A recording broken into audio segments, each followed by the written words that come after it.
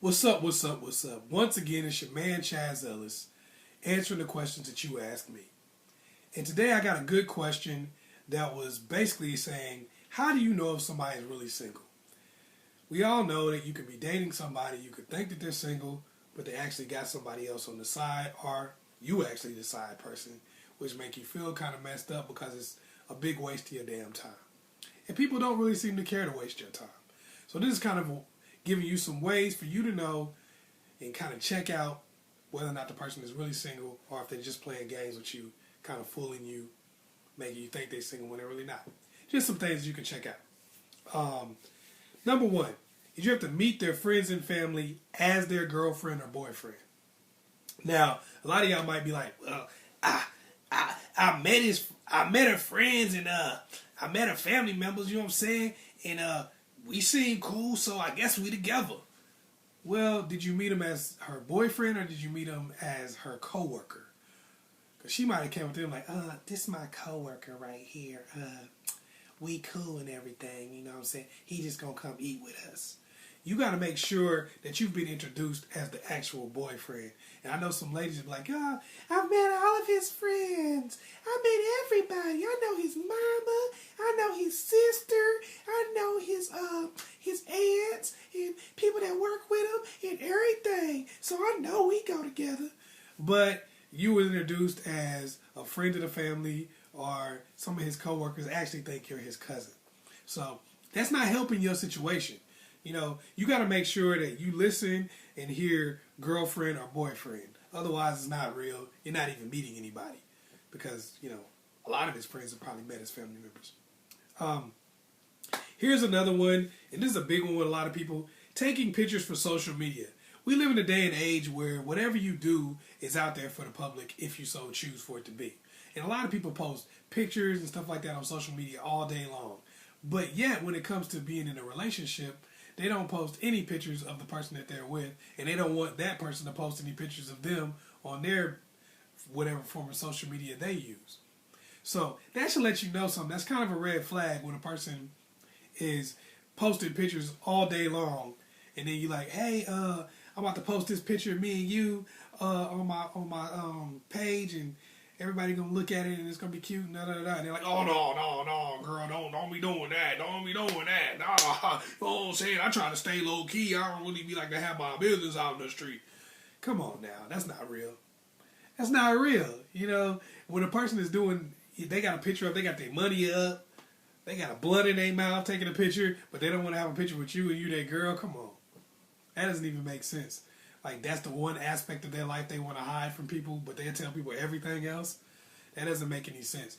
So, if the person doesn't have Facebook, doesn't have Instagram, doesn't have Twitter or anything like that, what did it, you know, if they say, well, I don't want you posting pictures of me on Facebook, Instagram, and all that nonsense. Well, that makes sense because that goes with their character. They don't have it, so they probably don't want to be on it. You know, if you don't see them, if you've looked them up and you weren't able to find them at any time, and they don't have those types of things, then it makes sense that they don't want to be on it. But if they own it 24/7, and then you say, I want to put a picture of us up, and they're like, nah, girl, don't be doing that. Come on. That's not real. That's fake. Go to their house. Like their actual house. Not their friend's house. Not meet them at their job. Go to their actual home where they live. Because a lot of people have dated people for 2 and 3 years and have never been in their house. You think I'm bullcrapping, but I'm telling you the honest to goodness truth. People date people for 2 and 3 years and don't go to their house. If you haven't been to somebody's house, you have no idea if what they've told you about their living situation is real or fake. It's like, yeah, you know what I'm saying? I'm going to meet you over your house, okay? You can't come to my house because it's messy. It's always messy.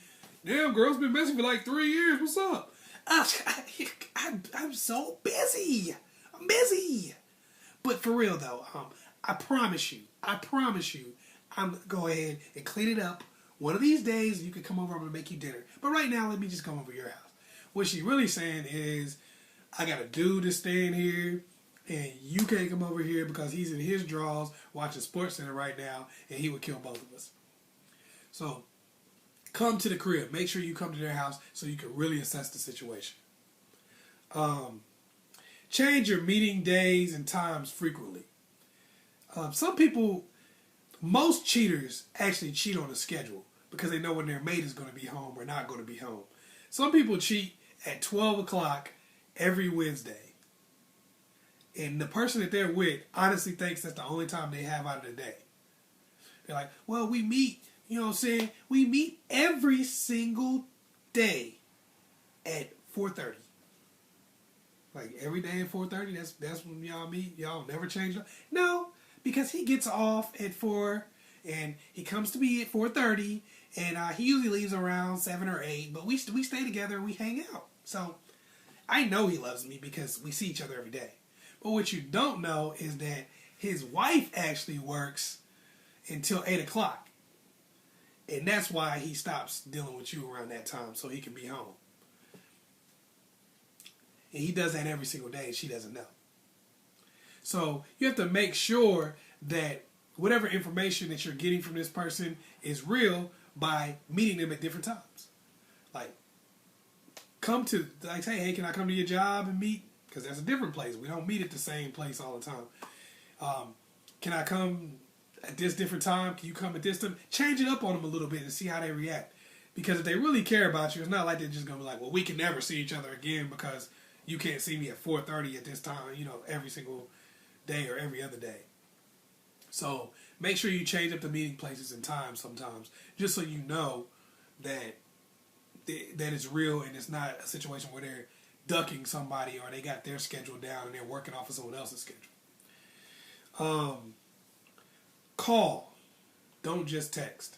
It's really easy to just text people because you can text people anytime, anywhere. But you got to also remember that's their advantage if they're seeing somebody else. So you want to make sure that you call them sometimes so you can see if there's somebody in the background or people actually know that they're talking to somebody. Because you know how you can have a phone, you can be like this, you can get a text message like, put the shit under the table, Some people do. They'll be texting, talking to somebody. What you say? Right. You wow. Yeah. And they on the phone, on the phone texting under the table and stuff. And that could be you they talking to. You send them naked pictures like, and they talking to their girl at the same time. So make sure that you talk on the phone sometimes. And you actually have real conversations with that person. That way you kind of can get an idea of what's really going on. The last one is go to public places in their city. Some people are always trying to come to your city. Y'all may live a little bit away from each other, or maybe they're always trying to go out of town with you, but they never want to go anywhere in their city. You're like, wait a minute, you live here. Why don't you ever want to go anywhere in your own city? That doesn't make any sense. Well, that's because their dude or their girl is in their city, and their friends are in their city, and they don't want them to know. So when they go to the movies, they go all the way 20 miles away, like, yo, man, the movies is way better over here. No. They're trying to duck somebody. And they're always coming to wherever you are. People want convenience of some sort. So most of the time, yeah, people will come where you are, but sometimes they probably want you to come where they are too. So make sure that you do go different places and see what's really happening in their hometown or in their city. Don't always just let them take you in different place. If you're going to go somewhere, come to their city from time to time. That was it. Hopefully I was able to help you guys out. Take a look at some of those things and see if those are some red flags that you've been seeing in your relationship. Once again, it's your man, Chazz Ellis. Hit me up on AskChazzEllis on Facebook. If you got any messages you want to send me, send them to AskChazzEllis on Facebook. Hit the like page over there, and I can talk to you a lot easier that way. Also, you can hit me up on Twitter on AskChazzEllis, and you can also hit me up on my blog that I have. It's AskChazzEllis, also on blogger.com. It's your man, Chazz Ellis. Like and subscribe. Peace.